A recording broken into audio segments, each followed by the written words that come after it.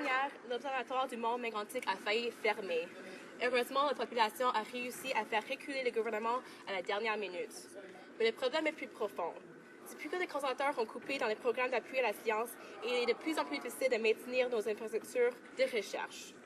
Est-ce que le ministre de la Science et Technologie va enfin s'impliquer dans ce dossier si important pour la région de Lac-Mégantic et s'assurer d'éviter qu'on en revive une autre crise dans 2 ans? Bravo.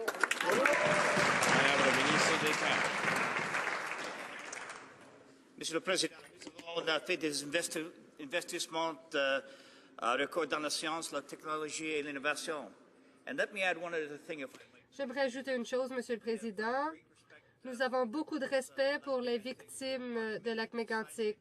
Notre engagement en matière de science et de technologie d'innovation est sans précédent et va le demeurer avec ce gouvernement. Monsieur le Président, le ministre n'a pas très compris la question. L'Observatoire du Mont-Mégantic ne révèle donc pas que des étoiles. Il a aussi révélé l'incompétence du ministre du Développement international, qui n'a pas vu venir une crise que son propre gouvernement avait programmée il y a 2 ans. Au lieu d'accuser les scientifiques, le ministre devrait reconnaître que c'est son gouvernement qui a modifié les critères de financement du Conseil naturel en sciences et génie. Est-ce que le ministre va se mettre au travail dès maintenant pour trouver une solution définitive au financement de l'Observatoire du Mont-Mégantic? Très bonne question.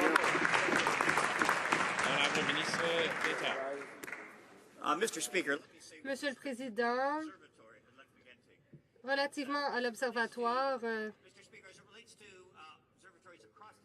en fait, pour tous les observatoires, nous avons fait des investissements importants. Et ça, c'est le cas pour le Québec et partout ailleurs au pays. Nous n'avons aucune leçon à tirer de ce parti pour ce qui est de nos engagements en matière de sciences, technologie et innovation.